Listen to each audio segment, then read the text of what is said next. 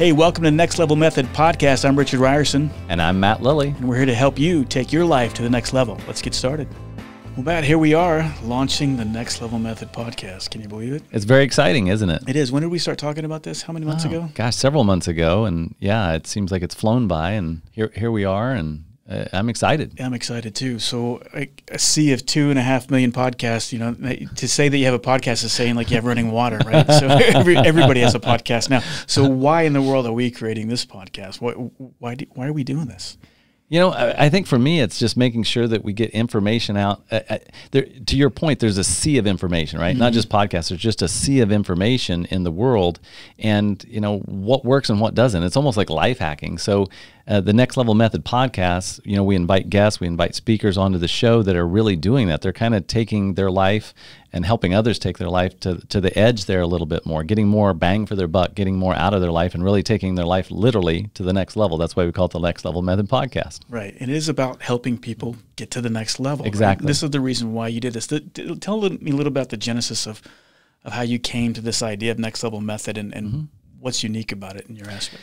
You know, so from my own perspective, you know, the last 20, 30 years, I've spent doing different types of personal development programs, professional leadership programs, being coached, consulting, all these things, experiencing them either as a participant and or sometimes a teacher facilitator. And what I noticed was that you go to a workshop, you go to a seminar, you go to something, you get a lot of good information, a lot of value, right. But then what happens after, right? And I think the studies say that less than 5% of that's retained for any length of time, like if you look 30 days or even 60 days into the future after one of those events. And so for me, it's like, well, that really doesn't take my life to the next level. It gives me great perspective, and maybe I get a tool. If I've given 100 tools, maybe 1 or 2 of them I end up using. But how do we actually integrate stuff into our life? So really, I designed it kind of on my own laziness, I would say, my own personality around. I need support. I need help. I need coaching to help me take my life to the next level. And the Next Level Method podcast and the Next Level Method community is all about that. Yeah, and I love that. And the reason why you and I kind of connected and clicked, I think, is because same thing. I mean, I experienced the same thing, this whole self-improvement kind of journey. Right. And you get excited and the emotion level's high, then you don't do anything with it. Right. But I did find that when I started seeing results or impact is when I got connected with the community. Yep. And that really is the key core element of Next Level Method is providing that community so people can connect and hold each other accountable. I think accountability is huge, right? Yes, and making it fun and engaging and adventurous. I mean, I love traveling. I love learning. I love connecting with people. And so that's all baked into Next Level Method is it's not just going to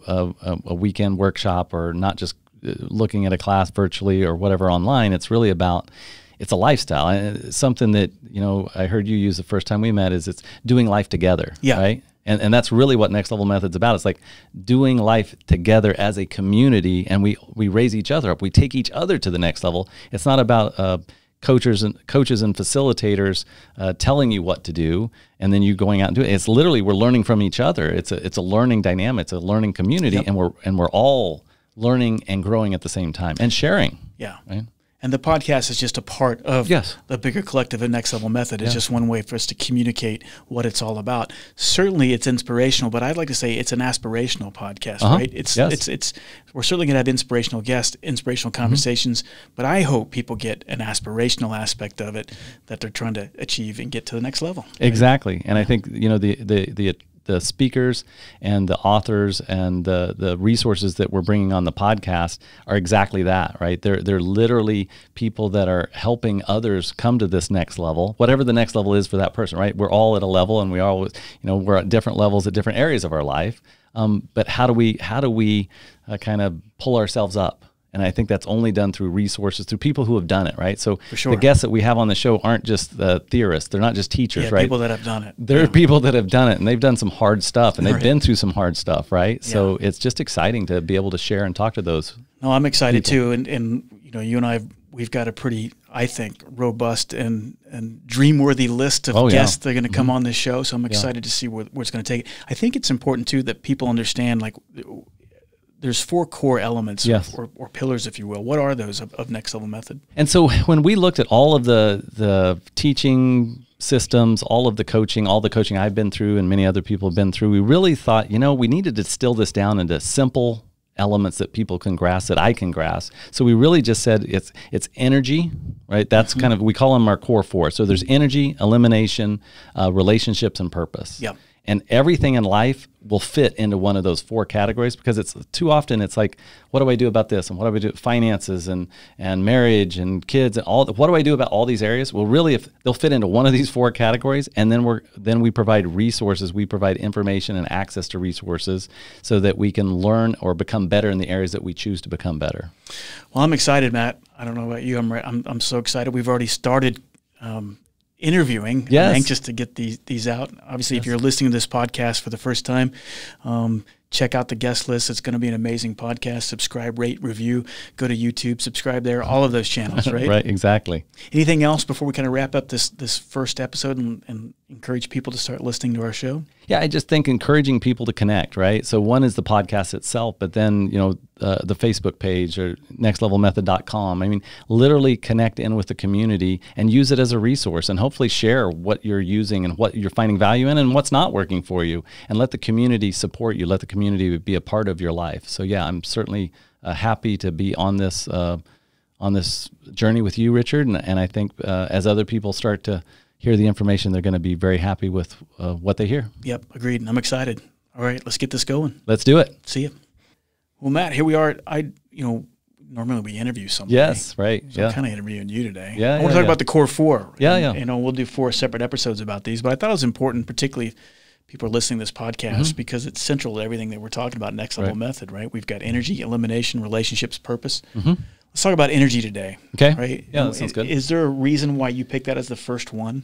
Yeah, I think, anytime we're talking about changing anything in our lives, if we don't have energy, it's not sustainable, and it probably won't accomplish it in the beginning. Yeah, it's foundational, right? I mean, literally, when you look at the human body, it's an electrical machine, right? That's why they can shock you with electricity and bring you back to life, right? Because your heart runs on electricity. So if we don't have the fundamental, literal energy, we die, right? When the energy runs out, we're dead. Yeah. right? So that's why we put energy as the foundational of the core four, is really because that's where it has to start. And I'm turning 53 in November, and one of the things that I remember thinking back to when my dad was 52, 53, and how often he was taking a nap in his chair in the middle of the day. Right? Yeah, right. And I'm like, how come he sleeps all the time? Now I get it, right? I mean, I could probably nap anywhere at any moment. I love naps. Yes. But it's true. Energy seems to be something that me and my wife are constantly battling to get. And the energy, if we don't have it, then we don't feel like taking the walk. Right. We don't feel like reading the book. Right. It's easy when you don't have energy to binge watch Netflix, right? To do, to not do anything productive to get it going. Yeah. But I know even just hanging out with you and kind of holding each other accountable, just drinking bottles of water every day. Right. And even when I started doing that and becoming intentional about just drinking the water, things change. Like your body does feel different. It likes it. As stupid as it sounds. Like, well, yeah, we know it, but it really does impact your energy level, right? Sure, of course, yes. And so, yeah, it's really the basics. So, we group things in this core four because we really look, there's so many areas of your life, and it's like, well, how do we get focus on any of these? How do we get traction? How do we get momentum on any of them? And so we literally kind of put them in these 4 categories, with energy being the base. But energy is very inclusive of several things. And when we talk about energy at Next Level Method, we typically think more of the physical structure, sure, right? So how are we feeding, nurturing, resting, recharging? How are we plugging in the physical body so that we can have the energy for the mental, for the purpose, for the relationships, and obviously for elimination's also a part of kind of recharging the energy. That's why it's second on our list. Right. And so nutrition, hydration certainly is a part of that. And I kind of alluded to it from drinking the water. I mean, it's more than just nutrition and hydration, but I think that's almost foundational within the energy thing, right? Oh, of course, yes. And for myself in my own life, this is a constant evolution of nutrition. With nutrition and hydration, I'm always learning more. I'm always integrating more. I'm always experimenting with more. So, nutrition for me started with, I grew up in the Midwest, still live in the Midwest. So for me, it was, steaks and hamburgers and fries and baked potatoes and potatoes. I mean, just a Midwestern diet, right? And it wasn't until later in life that, you know, when you're young, you can eat all that stuff and just, you still have tons and tons of energy. Right. But then over time, I noticed that I just had I just got really tired in the afternoons. You know, 1 and 2 o'clock, it was like I hit a wall, and then, you know, you have to caffeinate, or you have to distract yourself, or you have to do something to try to maintain the energy. So then you're chasing energy. Yeah. And what I realized was it was my diet that was causing that. It was eating late. It was not, you know, sleep is a part of that too. But ultimately I was eating food that was just poor quality. And I just literally, again, it's back to it's energy comes from an energy source. And my energy source wasn't a very good energy source. If I'm eating hamburgers that are from a fast food restaurant, that's not a very great energy source, right? I'm not getting good, even though they're calories, they're not high energy calories. And when we look at food, we really have to start thinking, it's just not calorie in and calorie out, right? A calorie isn't a calorie. It's what is the energy that's backing that calorie. So for me personally, it's the difference between like maybe eating bread and eating lettuce, right? I can get the same number of calories out of bread that I can get out of lettuce. I have to eat a lot more lettuce, but ultimately the closer a food is to the source, right, the better it is. The better it is. And literally the more energy. That's the way we look at it at Next Level Methods. The more energy it has, whatever that food source is. It's like, you know, I went fishing with my dad and my uncles and some of my cousins several years ago up in one of the Great Lakes. That was the best fish I'd ever eaten in my life because we caught it, we filleted it, and we actually pan fried it and ate it all within like 2 hours. Right. And I was like, man, this is the best. I can't imagine why. Man, this is the best fish, because it was so close to the actual energy source. Right. And so for me, you know, it's been an evolution. It still is an evolution. And then I've added supplementation, and I'm sure you do that too. But, you know, the proper supplementation, so the vitamins that actually absorb into your body. And every person has a little bit different way that their body processes minerals and vitamins. And so you kind of have to work with that. But yeah, that's a big part of nutrition. Is literally, I had to stop thinking of it as I'm eating so that I'm not worried, or I'm eating when I'm frustrated, to literally, okay, how am I charging up this? I almost had to step away from my body and say, how am I charging up this vehicle like I would a car? Like if I owned a Tesla, I don't, but if I owned a Tesla, I got to charge that thing every night, or I'm only going to get so far. Yeah.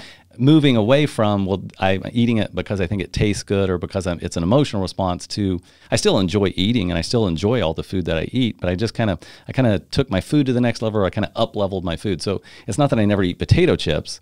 I just eat potato chips that have less ingredients and that are more naturally made. Yeah, I think I like that kind of intentionality behind that mindset shift, because I mean, look, we talk about food, nutrition all the time, and particularly as you get older, it becomes so critical. Trying to knock out sugar, all the stuff that, you know, trying to get your body off of that. But I think, to your point, looking at it, it's the difference to me of like if someone's trying to lose weight, they're saying, I want to lose an X amount of pounds. Right. They never are successful until they shift their mindset into what would a healthy person do. Right. And it's kind of the same thing when you look at food. It's like, oh, I'm not going to eat that because I'm going to feel guilty of eating that, or I'm not going to eat that because it has a lot of sugar. It's like, how much energy is this going to provide? Exactly. Me? And it's like a subtle but powerful shift. Yeah, because then you stop looking at food as something that is just there to satiate the palate. To no, this is literally how and you'll feel it the next day. Right. Especially now, sometimes with like sugars, stuff high in sugar, you may feel it later in the day where you get the dip, right? Yeah. Insulin spike and then it dips. But certainly, as you look at over the course of a week, if I'm eating pretty clean, what I call clean, you know, mostly vegetables, good lean protein and the proper hydration over the course of the week, I actually stay very energized, right? And it's not that I'm doing anything it's not superhuman, or I'm not doing anything crazy. I'm not in a hyperbaric chamber every day or anything like that, right? It's just, I'm giving myself the proper energy source. And when I don't, like if I'm on vacation or doing something, or have a zag day or whatever, and I eat a bunch of junk, then guess what? I feel tired, I feel lethargic, and that lasts for a day or two. Right. So, yeah. I like it. I mean, I think, to me, what I'm getting out of this is like, it's not a diet mentality. It's not, it's a lifestyle of understanding what this does to my body and the benefits. And you know that, then it makes it actually kind of fun. And, when you're going, even when you're searching for food or you're looking, what's going to give me the proper energy level. Right? It almost becomes a game for me, and especially in the very beginning. It was like I'd go to a restaurant and I'd look at the menu, and if there was 50 items, I was only going to look at 3 or 4 that I could actually eat that I thought were good energy sources. And so it was like it took a lot of stuff. I mean, I could go, oh great, I don't even have to look over here, because this is where the energy is over here. The salads with the protein on top, and a lot of this comes actually. as we were building Next Level Method, from the blue zones. And I don't know if you're familiar with the blue zones, but so the blue zones are the places in the world where people live the longest, the healthiest. So I've heard that. Yes. Okay. So they study centurions, which are people that live, 100 plus in their own homes and under their own. And what they found was that, they didn't do anything that crazy. They didn't go on diets, and they didn't, do just grapefruit for a week or whatever.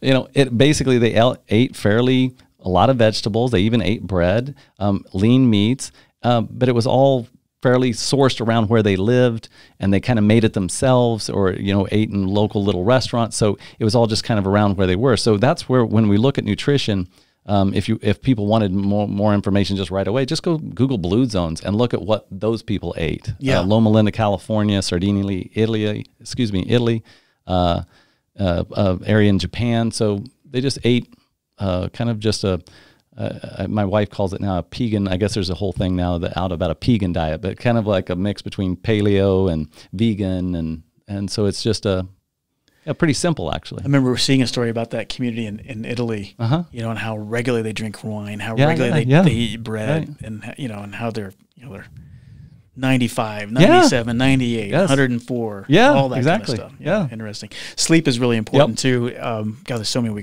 things we could talk about here, but sleep certainly a big one for me as a pilot, where I'm always on the back end of the clock and always trying to find ways to maximize sleep and this and that. It's very important. But what has changed for you over the last 10 years, particularly as you started developing Next Level Method? What have been the paradigm shifts of sleep? Right. And so for me, I think, yes, like most typical Americans, sleep was just something that was a necessity, and I gave it very little attention and very little, I didn't value it really, right? So it was like go, and be up till midnight, 1 o'clock, 2 o'clock, working or distracting myself, and then, waking up at 6 or 7 and exhausted, and then kind of that. Then once you start from there, it's a roller coaster all day, right? Yeah, so and it's like you can't get, the thing I learned about sleep from flying, it's like at some point you got to get back right with the bank, that, right? You keep taking away from the bank. It doesn't replenish itself until you replenish it, right? And so for my wife and I, we kind of set, and she's a lot better at this than I am, but really set up our bedroom to be a sleep zone, right? So, before I would have had a TV in my bedroom. There's no TV in our bedroom, right? I mean, when we moved into the house we live in now, I actually built all the stuff there for it, and we just never put it in because she's like, nah, that's not good part of it. She was studying actually at the time sleep. So we have blackout curtains, right? We have blackout curtains. Yeah. There's no TV in there. Typically we read a little bit before we fall asleep just to let the mind quiet down. Try to stay off devices, so you don't have the blue light, an hour before you fall asleep. So try to cut that out around, 9 we typically try to sleep around 10 o'clock, but 9 o'clock, we need to put those devices away and kind of start to quiet down. And so it's just kind of making that making our bedroom kind of this safe, nice, relaxing zone that we actually go decompress. It's actually it's kind of like our, I don't even know what to call it. It's like a place to go plug in and recharge in a way, because we can go in there and we'll be in bed reading or talking or whatever for an hour before we actually fall asleep, just to kind of let the day settle, right? And then once we go to sleep, for us, we like fans. We like white noise, right? I love white noise. So we've got a fan blowing on us, right? We've got the blackout curtains. We got the no TV in there. And so it just provides that. You need to treat that area like you treat your body, with respect and making sure that it's set up for optimal sleep. And then 7 or 8 hours, right? I mean, you have to. Yeah, it just, and some people say they do less, and that's great for them, but that's not what the studies say, and that's not what, me personally, I find that it's that 7 to 8 hour window of good quality sleep, right? I found I got a pretty good sleep mask that's pretty comfortable, and it's not just your normal sleep mask, but it completely blocks out the light, and it doesn't press on your eyeballs. And I mean, I can get, no matter where I'm at. Right, when you're traveling as much as you do, right? Yeah. And being on a plane or even in a hotel room, and I got to have that white noise. And they did a study too, the physiologists, when we were flying, they said that the human body, I don't know if you've ever heard this, but they said that the human body sleeps best in a room that's around 60 degrees or something ridiculously cold with a heavy blanket. And I believe that. And you can go into a hotel room with a heavy comforter and crank that air down. I don't got dogs or kids or anybody else waking me up. I can get a solid 8 hours, and it's amazing how different you can feel. Yeah. Yeah, and you're right. We do the same thing. I forgot about that. We turn the temperature down so that, it is that. And so even in the summer, we've got 2 blankets on the bed, but we've got the air cranked down. So it feels like an ice box in there. One thing that before I met you, I started doing too, and I noticed when I first saw you chairing a session, and you started it with breathing exercises, and you're the first person that I'd come across, and I had been doing that on my own, and I'm a big believer of that too, of like, getting various moments, right, breathing techniques and bringing things in. How did you come across that? So part of it was through personal development. Part of it was I traveled and spent a lot of time in India. Off and on over the last couple decades, and so it was really focused. A lot of life force, a lot of life energy. It comes from the breath. In fact, in the Christian tradition, they actually said that potentially the word Yahweh, it wasn't actually a word; it was actually breathing, right? And so you're actually not saying, hear that right? We weren't really saying the name of God. You're breathing because it's a life force, right? And so certainly when it comes to breath.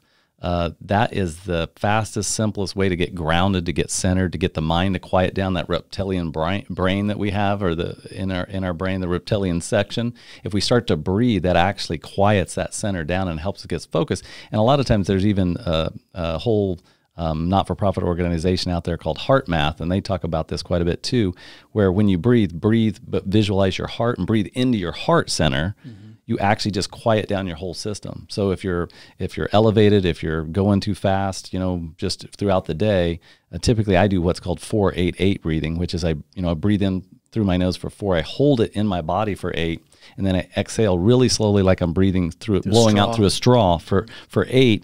And you do that 3 or 4 times, it just shifts your perspective. It really does, yeah. No matter what you were thinking before, in 30 seconds, a minute, 3 minutes, it's just, you just have a different perspective. I wonder what's happening. I mean, I'm not a physiologist, but I mean, I know what you mean. When I've done that, similar things, it does change. I mean, you can feel it differently. To me, it feels different physically in my head. It's almost like you're getting more oxygen to your brain or something. Exactly. Maybe that's what's happening. I don't know. Yeah. You're oxygenating your system, right?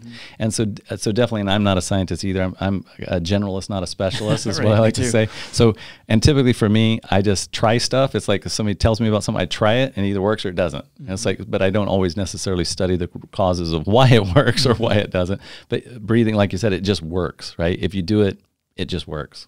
Yeah. Another part of this is movement. And even keeping it fresh. Remember a couple of weeks ago, I told you I went to the ER for that with my back. Your back pain. I've been having this back pain forever, right? This L4, L5, slightly herniated. The last MRI they did 3 years ago, and then really bad pain. I guess it would be 3 weeks ago this coming Friday. And it's almost been a blessing. They've been trying to schedule the second MRI to see what's going on, but because of the bureaucracy of all that and approvals and insurance and everything else, it hasn't happened yet.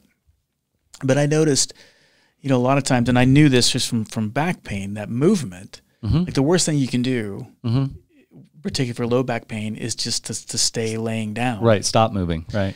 And so I've been, over the last 2.5 weeks, pretty maniacal about core exercises and moving. Which is awesome. And so I'm walking at minimum 2 miles a day, sometimes 4, just a walk, no running or anything like that, but a walk. And then 30 minutes of pretty intense core exercise, where I'm constantly moving, doing the core. Right, and get some cardio with that if you're in movement. And my back, as we're sitting here right now, I mean, there's always some level of pain, but every day it keeps getting better and better. Oh, that's awesome. And so I guess my point is, and I knew this before even doing this, but it's so hard to move when you're in pain. Right. But you're right. I mean, I guess my point is, and I'm curious to see what you say about your idea of movement as it pertains to Next Level Method, but moving is key, because if you're stationary and stagnant, it's just going to get worse. It's really all it is. Exactly. And back to the blue zones, that's what they found out. So in the blue zones, these people didn't go to gyms. They didn't, I mean, I do. I go to the gym and work out. Lifting weights is really good for you. Cardio is really good for you. But in the blue zones, these people didn't do that. They just constantly were in motion throughout the day, right? They were active throughout the day, whether it was gardening or moving up and down stairs or hiking up and down hills, right? They're just sheep herders have long lifespans because they're constantly moving, right? And they're doing cardio and keeping the body functioning. When I look at it, it's very basic. Again, we're an electrical body. We're moving, actually, the Earth's atmosphere is an electrically charged atmosphere. So we're taking an electrical, you want to charge up your body, just start doing jumping jacks. It's not just the cardio, but you're moving an electrical body through an electrical field. You're actually picking up energy from the physical environment. And I remember being out in nature and walking, and that's why I think a lot of people like to be in nature, but I can actually start to feel the energy, like from the trees, from the grass, where you just feel different. It's because you're in that electrical field. And so movement, yes, definitely. Strength training is extremely important for longevity. Cardio is extremely important for longevity. But at the bare minimum, just walking, taking your body and moving it through this electric field charges it up. Yeah, I like that you brought that up. I mean, I noticed when even on those long walks, when I live out in the country, so it's pretty isolated. And it's weird how you can get your mind in that space when you can feel, it's like when you start looking at things, and I look at the abundance of the wheat coming, the abundance, the amount of stones that are on the gravel road, how expansive this, and you can start to almost sense and feel that energy. And some people might think you're crazy to think that, but you do feel it. You can feel it if you can tune yourself into that. So I'm a big believer of that. I'm glad you brought that up. A couple other here as we wrap up: self-care, healthcare. We're kind of talking about the movement. Everything we're talking about is kind of self-care to me. What else of that area? I think for me, self-care, healthcare, and then the last one that we look at for energy, which is celebration play, kind of wrap up together. It's like, how am I actually taking care of myself? And that could be massage, acupuncture, chiropractic. I mean, you name a lot of different modalities that are very that are non-invasive things that you can do to keep your body in balance. And so I found for myself that I just don't do that enough, right? So it has had to become a habit for me. It's something I have to plan, I have to schedule, otherwise I just don't do it. And so are you really helping? Are you doing things that make you feel good, help your physical structure feel good? And so for some people that could be, swimming it could be kind of part of movement, but it's also kind of this meditative state, right? This meditative space that you go into. So self-care is, how am I taking care of myself? How am I recharging? Am I taking time for myself? If I'm not doing that, then there's probably something to do with self-worth that we need to look at. Right. But ultimately, the more I can't, what do they say? You can't fill up another's cup from an empty pitcher, right? So if I'm always running on empty, then I'm not truly present with anybody. Right. I'm not truly, so for me, it's things like, maybe doing an infrared sauna or sitting in a sauna, just taking that time to let the body quiet down, let the body recharge, making sure that I get massages once in a while. Again, doing some chiropractic work off and on. So those are the things that I typically do when I think self-care or healthcare. Yeah, and I would piggyback on, I love everything you said up there, but I'd piggyback and say, and we even noticed this, I think, when we've already seen it with the guests that we've already started to interview, right? That a lot of these people have these habits. Yes. Yeah. And they're intentional about it. And I think even today when we talked to Deanne Turner, I think, and she was saying, I schedule nothing before 9 o'clock. It's all about me and the self-care. Yes. And I think sometimes and I've been guilty of this, I don't have the time to do this. But even starting small, getting up and taking 15 minutes and just breathing. Yep. Being intentional. Be intentional about that, breathing, gratitude. Right. And then you can just start to build upon that. And the next thing you know, if you keep building on that, now you do have an hour where you're doing that. Right. And it changes everything. It changes the whole day if you start on that. So I agree with you. You have to find time to recharge and just take care of yourself. Exactly. Yeah, I love all that stuff. Yeah, and the celebration and play, I think that's important too, right? That kind of ties into me, the gratitude when I see that. The fact that I am alive today, what am I going to do with that, right? And when I can force myself to think that way, then I don't think about the bills or the mortgage or the next due date or this is coming or whatever, or the kids and whatever. So and when I tie that celebration play to energy, really the best example is my kids. I've got young kids right now, and my youngest, my daughter, literally she's still a toddler right now, and so she literally claps. So, you know, she did something early on, right? And then we clapped. Like, so she fed herself with a fork, right? And then, so we clapped. So now literally anything that she does that's kind of she's halfway proud of, she just starts clapping for herself. And I'm like, how cool is that, that she has that type of celebration built into her, that type of, I did a good job and I'm celebrating me, right? And that actually gives her more energy. You can see it. Her face lights up, she smiles, she's clapping, and then we start and we are engaging in that. And so really that celebration play is something that I strive to do more of. That's part of Next Level Method for me, is doing more of that, being more intentional with playing. But it's the adventure, right? Going on vacation, but having it be something that recharges you, not just something that you need because you haven't been taking care of yourself, right?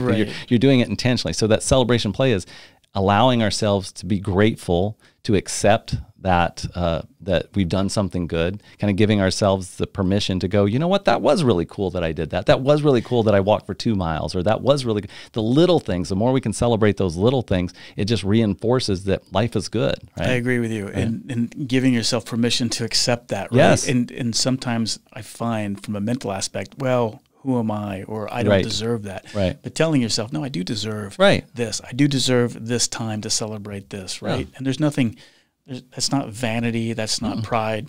That's just, you know, calling it what it is. Right. And celebrating the fact that we did this, and it's great to be alive. It's a mindset shift. It is, and back to kind of that gratitude, right? For me, the celebration is really it's a celebration of life, that I'm grateful that I have the opportunity to live this life, and that and in this space of energy. When we do that, we naturally feel more vibrant. We naturally feel more alive when we're and even when we're celebrating others, celebrating ourselves, but celebrating others, right? When you do that, there's something that just happens that just feels good. You're like, man, this feels, why do people love going to sporting events? I love going to sporting events. I love going to live sporting events. It's energy. It's energy. You're using your whole body, but you're also celebrating things that are happening, right? You're clapping, you're yelling, you're up on your feet, you're doing all those things. And I truly believe that's why people love sporting events, right? Because I've gone to sporting, sometimes they're boring, sometimes they're great. But the reason people keep coming back is because they're getting to do something that they don't normally do, that's not in proper society. They're getting to yell and scream and celebrate life,